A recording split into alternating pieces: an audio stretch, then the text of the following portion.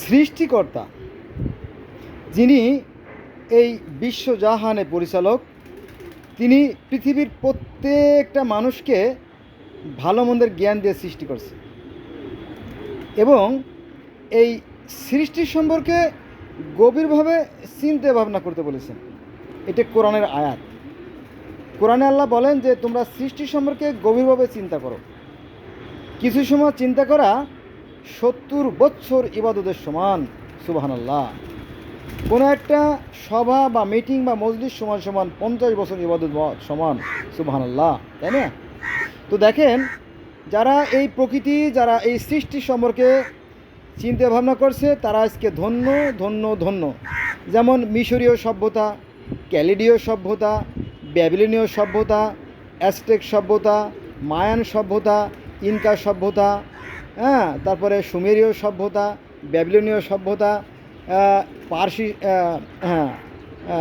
পারস্য সভ্যতা, গ্রিক সভ্যতা, রোমান সভ্যতা, আমাদের এই ভারত, বাংলাদেশের, পাকিস্তানের যে সিন্ধু সভ্যতা, এই সভ্যতার মূলে কী ছিল জানেন? শুধুমাত্র জ্ঞান, সৃষ্টিকর্তা দেয়া জ্ঞান, আর কিছু না। আমি সেই জ্ঞান সম্পর্কে দুটি কথা বলবো। দেখেন, এই যে আমাদের চারিদিকে যা কিছু দৃশ্যমান, কোনো কিছু কিন্তু অকারণ না। দেখেন সূর্য, তাই না? এই যে সূর্য, দেখেন সূর্য না উঠলে কি হতো?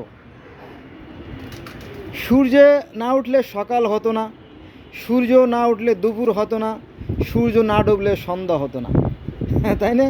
সূর্য না ডুবলে রাত হতো না, আমাদের বিশ্রামের সময় নির্ধারিত হতো না, তাই না? সূর্য যখন তাপ দেয় তখন বাতাসের প্রবাহ সৃষ্টি হয়। দেখবেন আমাদের দেশে, আমাদের বাংলাদেশে গ্রীষ্মকালে যখন সূর্যের তাপ প্রখরভাবে পড়ে, তখন কিন্তু বাতাসের প্রবাহ বেড়ে যায়, জানেন তো? তারপরে বৃষ্টি হয়, বাষ্প হয়, ঝড় হয়, বন্যা হয়, কত কিছু না হয়, তাই না?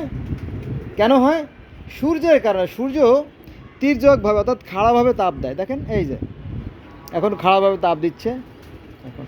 আবার শীতকালে অনেক সময় দেখবেন যে সূর্য উকিয়ে দিচ্ছে না, সূর্য একটু দূরে চলে যায়, তাই শীতকাল শুরু হয়, তাই না?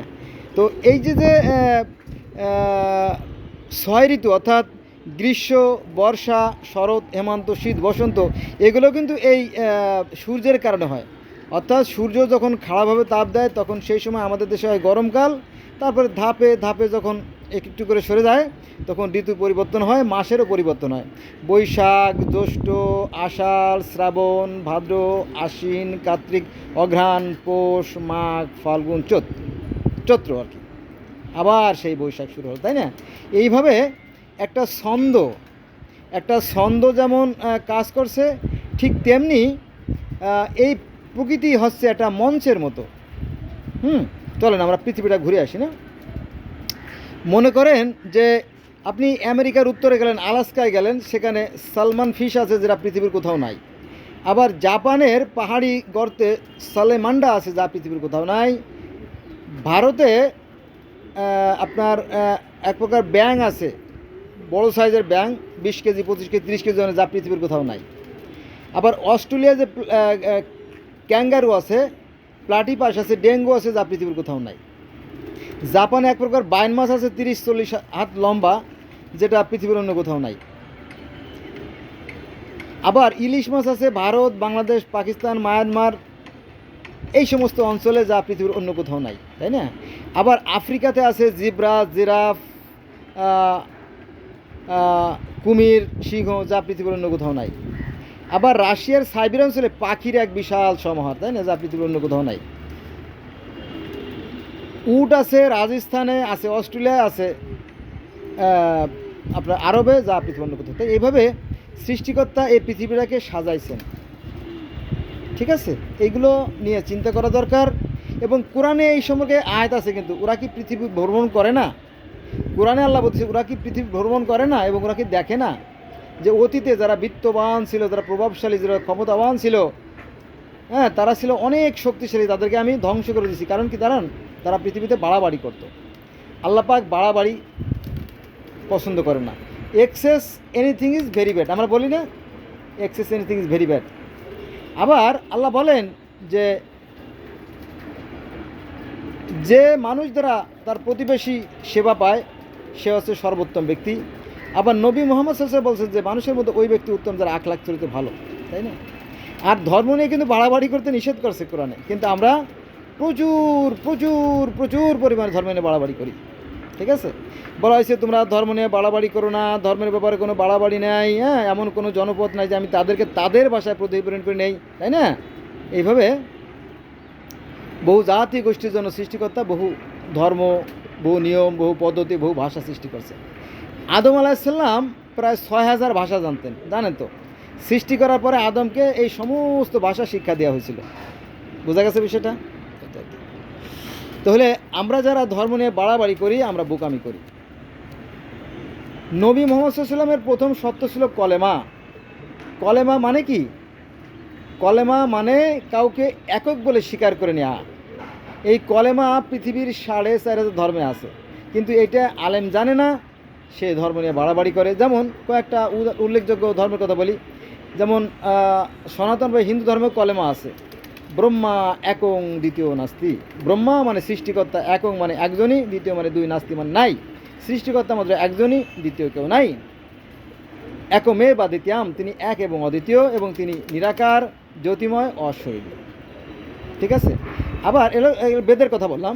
এবার আমরা চলে যাব ভগবদ্গীতায়, কারণ সনাতন বা হিন্দু ধর্মের প্রধান দুটো গ্রন্থ। ভগবদ্গীতায় অর্জুন শ্রীকৃষ্ণকে বলিলেন যে হে শ্রীকৃষ্ণ, আমি ঈশ্বরের যে রূপ, শ্রীকৃষ্ণ কিন্তু সামনে আছে, মনে রাখবেন শ্রীকৃষ্ণ কিন্তু সামনে আছে। তো অর্জুন তো শ্রীকৃষ্ণকে দেখছেন, অর্থাৎ ঈশ্বরকে দেখছেন, তাহলে আবার আর এক কোন ঈশ্বর, তাই না? ঈশ্বর আছেন, ঈশ্বর নাই তা না। অর্জুন শ্রীকৃষ্ণকে বলিলেন, ভালো করে শুনবেন, এখানে কিন্তু ধরা পড়বেন। অর্জুন শ্রীকৃষ্ণ বলেছেন আমি ঈশ্বরের প্রকৃত রূপ দেখতে চাই। বলো না, তাকে তো দেখা সম্ভব না। বলো আমার বিষয় নিশ্চয়। তখন বলো ঠিক আছে, তোমাকে আমি দেখাচ্ছি। তখন দেখলো যে সহস্র সূর্যের ন্যায়, সহস্র সূর্য যে আকাশে উদিত হয় তাহার তুলনায় ঈশ্বরের রূপ কিছু না। এটা হচ্ছে ঈশ্বরের রূপ। এটা আছে আপনার ভগবদ্গীতার 11 নম্বর অধ্যায়ের 8 নম্বর শ্লোকে। ঠিক আছে, ঈশ্বরের কোনো জন্ম নাই, মৃত্যু নাই, হ্যাঁ, ক্ষয় নাই, লয় নাই, বিলীন নাই, তার থেকে সব কিছুর উৎপত্তি। আমাদের কোরআন শরীফে একই কথা বলা আছে। সূরা নাহলের বোধহয় 3 নম্বর আয়াতে এগুলো বলা আছে যে তিনি আদি, তিনি অন্ত, তিনি যুগপৎ, তার থেকে সব কিছু প্রকাশিত, আবার তাতে সব বিলীন হয়ে যাবে। একই কথা, কিন্তু এর ভিতরে ঘটে যায় বড় রকমের বিনা পুঁজির বাণিজ্য। এর নাম হচ্ছে ধর্ম। আচ্ছা, এবার আসেন আরেকটা কথায় আসি। আমরা সবাই জান্নাতে যেতে চাই, তাই না? পৃথিবীর প্রত্যেকটা মানুষ জান্নাতে যেতে চায়। এখন কোরআন বলতেছে জান্নাতে যাওয়ার জন্য শর্ত 2টা। একটা হচ্ছে সৃষ্টিকর্তার বিশ্বাস, আর হচ্ছে সৎ কাজ করা, তাই না? এখন এই যে সৃষ্টিকর্তার বিশ্বাস থেকেই কিন্তু পৃথিবীতে এই যে আপনার কত 4415 ধর্ম, সেই বিশ্বাস থেকেই সৃষ্টি। আজ থেকে 16,000 বছর আগে, আজ থেকে 16,000 বছর আগে, 20,000 বছর আগে, হ্যাঁ, 25,000 বছর আগেও ধর্ম ছিল। আজ থেকে 16,000 বছর আগে ব্যাবিলনীয়, সুমেরীয়, মিশরীয়, হ্যাঁ, এই সমস্ত অঞ্চলে ধর্ম ছিল। তো সুমেরীয় ধর্মের মানুষেরা তারা তাদের সৃষ্টিকর্তাকে বলতো কি আনু, এবং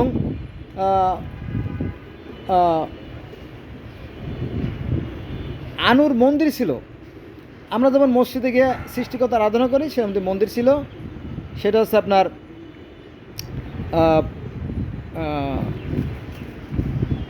শামাসের মন্দির। আবার মিশরীয়দের ধর্ম ছিল না, এটাও মিথ্যে কথা বলা হয়। মিশরীয়দের ধর্ম ছিল, তারাও সেই রাকে মানত, অর্থাৎ অদৃশ্য সৃষ্টিকর্তাকে মানত, এবং সেই সৃষ্টিকর্তার আরাধনা হতো কিন্তু জিগরাতে। জিগরাত মানে ধর্ম মন্দির। ঠিক আছে, এরম সোম মন্দির, তারপরে শনির মন্দির, বৌদ্ধ মন্দির, বহু মন্দির পৃথিবীতে আছে, কিন্তু এই বিষয়গুলো আমাদের ধর্মগুরুরা জানতে দেয় না, ফলে মানুষের সাথে মানুষের বিভেদ সৃষ্টি হয়। আর আমি তাই মাঝে মাঝে বলি যে এই ধর্মগুলো মূলত সৃষ্টি হয়েছে মানুষের সাথে মানুষের হিংসা, বিদ্বেষ, ঘৃণা থেকে। বোঝা গেছে বিষয়টা? এই আর কি। তো আসুন আমরা মানুষ হওয়ার চেষ্টা করি, মানবিক হওয়ার চেষ্টা করি। যেটা বলছিলাম, দেখেন এই যে বাতাস, তাই না? এই যে বাতাস, এই বাতাস পৃথিবীর প্রত্যেকটা প্রাণীর জন্য প্রযোজ্য। পৃথিবীতে যত মাছ আছে সবার জন্য বাতাসের প্রয়োজন। পৃথিবীতে যত পশু পাখি আছে তাদের জন্য বাতাসের প্রয়োজন, পৃথিবীতে যত কীট পতঙ্গ আছে তাদের জন্য বাতাস প্রয়োজন, তাই না? গাছের জন্য কার্বন ডাইঅক্সাইড প্রয়োজন, বাতাস প্রয়োজন, নইলে গাছ খাদ্য উৎপাদন করতে পারবে না। আবার গাছ খাদ্য উৎপাদন না করলে পৃথিবীর কোনো প্রাণী বেঁচে থাকবে না। পৃথিবীতে গাছে যে সমস্ত ফুল ফল হয়, পাতা হয়, এর প্রত্যেকটা কিন্তু কাজে লাগে। এই পাতাগুলো জ্বালানি হিসেবে কাজে লাগবে, অথবা গরু ছাগল হাঁস মুরগির পশু খাদ্য হিসেবে কাজে লাগবে, তাই না? অথবা এটা আবার সার হবে, ডালপালা জ্বালানি হিসেবে কাজে লাগবে, তাই না? এই ফলগুলো দেখেন, প্রচুর ফল আছে এখানে, দেখা যায় এই যে ফলগুলো আছে, এটা আমার হাতে লাগানো গাছ, এই যে দেখেন প্রচুর গাছ আছে। আমি মাঝে মাঝে এটা বলি, আমার 4টে লেবু গাছে প্রায় 600-র মতো লেবু ধরছিল। এই দেখেন, এই যে লেবু খাচ্ছি আবার ধরছে, একদিক থেকে খাচ্ছি আর একদিকে ধরছে, একদিক থেকে খাচ্ছি আর একদিকে ধরছে। কত বড় মোহনবান সেই মেহেরবান সেই স্রষ্টা দেখেন। হ্যাঁ, কই গেল দেখা যায়? মাই গড, আচ্ছা দেখা যাচ্ছে নাকি আমি জানি না। যাক, এই যে লেবু, লেবু গাছে আমি ওষুধ দেবো। আমার কথাগুলো এদিক ওদিক চলে যাচ্ছে বন্ধুরা, মাইন্ড করেন না। লেবু গাছে ওষুধ দেবো আমি, ডিটারজেন্ট দিয়ে ওষুধ তৈরি করছি। এই দেখেন, এই যে আমি নিজে পরিচর্যা করি। এই 2 লিটার পানির ভিতরে আমি ডিটারজেন্ট দিছি। এই যে ডিটারজেন্ট, এটাই আনাফ। এটা দিলে যে আছে না, সাদা সাদা যে আছে আপনার পোকা আছে, ওগুলা দমন হয়ে যাবে আর কি। তারপরে অন্য ওষুধ দেওয়া যাবে। তো এগুলো কিন্তু সৃষ্টিকর্তার দেওয়া জ্ঞান। এই জ্ঞানটা অন্য মানুষেরা কাজে লাগায়, যেমন মিশরীয়রা কাজে লাগাইয়া 500-র মতো মেডিসিন আবিষ্কার করেছিল, কিন্তু আমরা এই বিবেককে কাজে লাগাই না। আমরা কখনো গ্রামের মানুষ বা পাড়ার মানুষ একসাথে বসি না যে আমরা কিভাবে এলাকার উন্নয়ন করব। ওই দায়িত্ব দিয়ে দিচ্ছি চেয়ারম্যান মেম্বারে, তারা যা করে এরকম আর কি বিষয়টা। যাক, তো যেটা বলছিলাম যে এই যে বাতাস, এই বাতাস না থাকলে পৃথিবীর কোনো মাছ বেঁচে থাকতো না, পৃথিবীর কোনো গাছ বেঁচে থাকতো না, পৃথিবীর কোনো কীটপতঙ্গ বেঁচে থাকতো না, কোনো কিছু থাকতো না। এই যে পাখি, সব পাখি বিলুপ্ত হয়ে যেত, তাই না?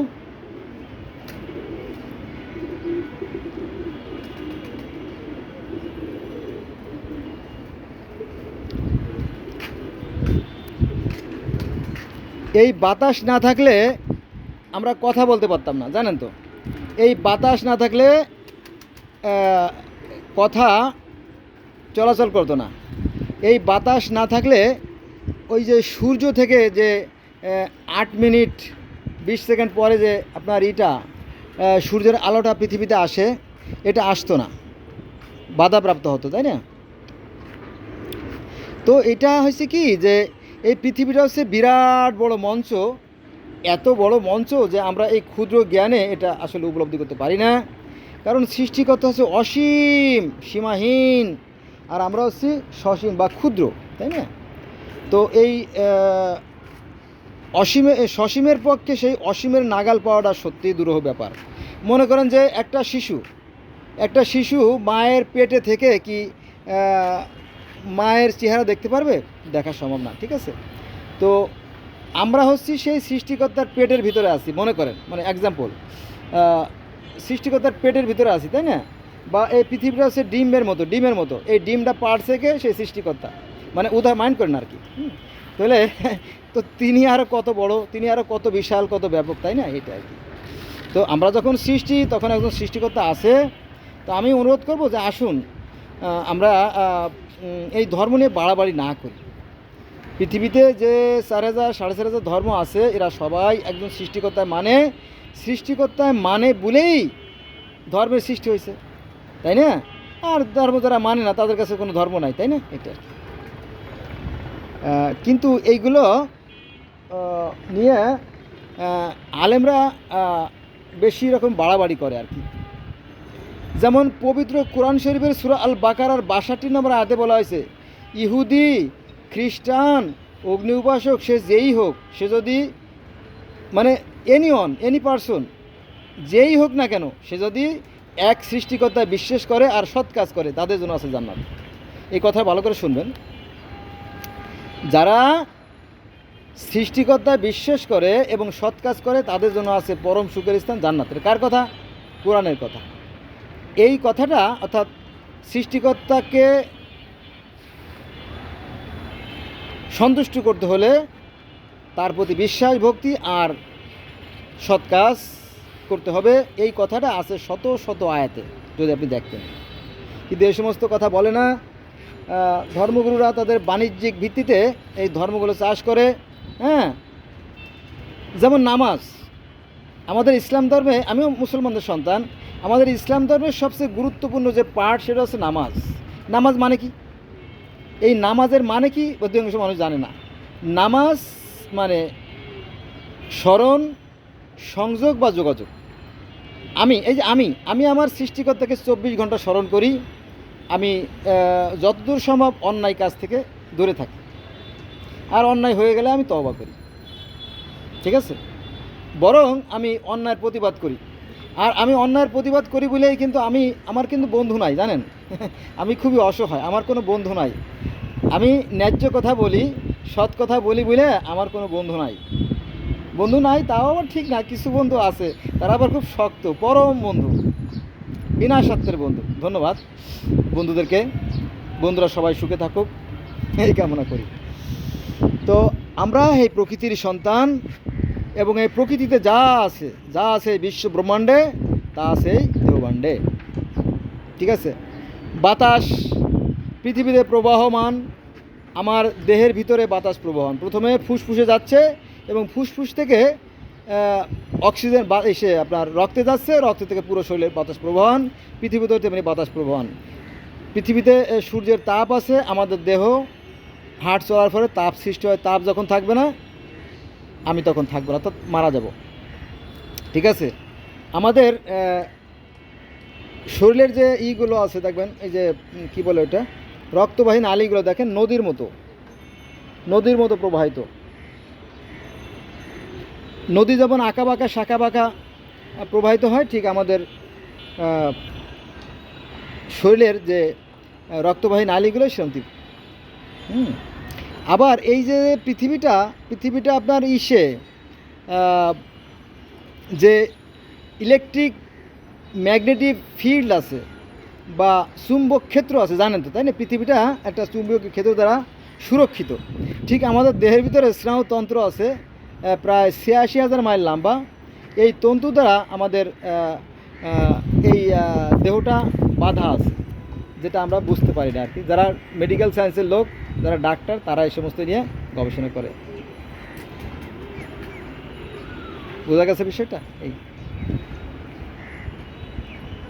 আমাদের চারপাশে যা আছে কোনো কিছু অনর্থক সৃষ্টি না।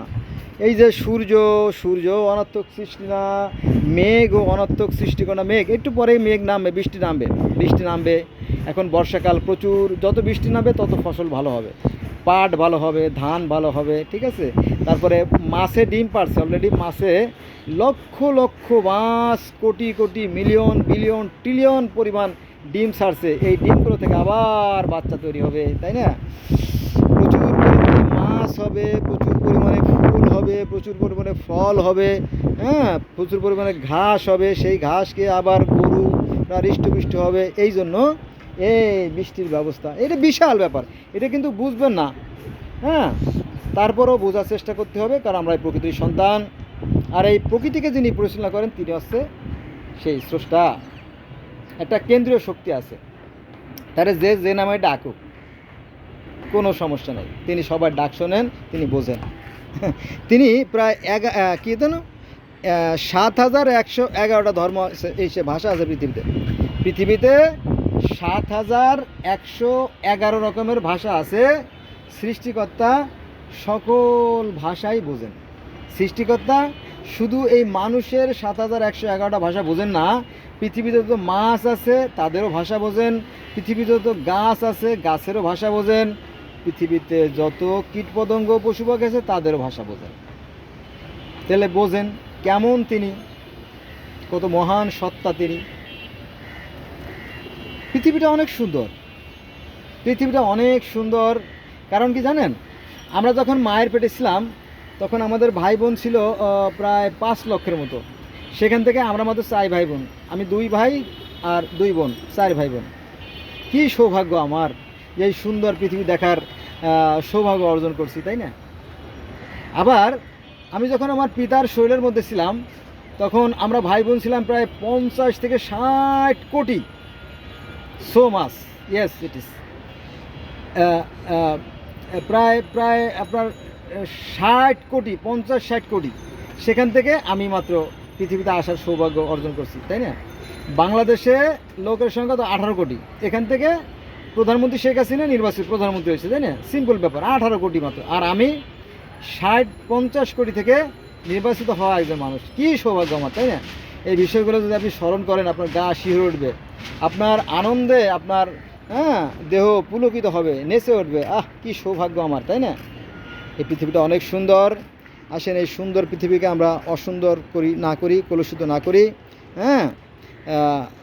আমরা খাওয়া দাওয়া করব, ফুর্তি করব, আনন্দ থাকবে, গাইব, নাচব, আর সেই সৃষ্টিকর্তার কথা স্মরণ করব।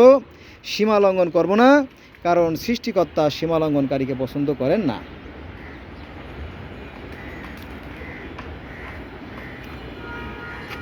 বন্ধুরা, আজকে এই পর্যন্ত রইল, কথা অনেক। তাহলে এটা কিন্তু আমার কথা না, মাইন্ড করবেন না যে আমি বানাই কথা বলি কেন, তা না। যা আছে এই বিশ্ব ব্রহ্মাণ্ডে, তা আছে এই দেহভাণ্ডে। যা আছে এই বিশ্ব ব্রহ্মাণ্ডে, তা আছে এই দেহভাণ্ডে। এই প্রকৃতির নির্যাস, এই প্রকৃতির সারাংশ দিয়ে আমাদের এই দেহ গড়া। এই মাটির উপাদানে আমাদের দেহ গড়া। এই দেখেন, এই যে মাটির উপাদানে আমাদের দেহ গড়া। আবার আমরা মাটির সাথে মিশে যাব। তাহলে রইল নাকি ওই যে হিসাবের খাতা অদৃশ্য মেমোরিতে জমা রয়ে গেল। আপনাকে হিসাব দিতেই হবে। অতএব কাজে কাজে সুতরাং ভালো হয়ে যান, রাজনীতি ছেড়ে দেন। রাজনীতি ভালো লোকে করে না, ভালো লোকদের একটা সুযোগ করে দেন, তারা রাজনীতি করুক। আপনার উদ্দেশ্য তো লুটপাট করা, তাই না? অনেক মামলার আসামি আপনি, এই জন্য রাজনীতি করেন, যাতে আপনাকে প্রশাসন রক্ষা করে, তাই না? এই তো, এগুলো বাদ দেন, ভালো হন। পৃথিবীটা অনেক সুন্দর। বারে বারে আর এই পৃথিবীতে আসা হবে না। এই মানব জনম সার্থক জনম, এটাকে আপনার কাজে লাগান। তাহলে ইহকালেও আপনি শান্তি পাবেন, পরকালেও শান্তি পাবেন। ধন্যবাদ সবাইকে।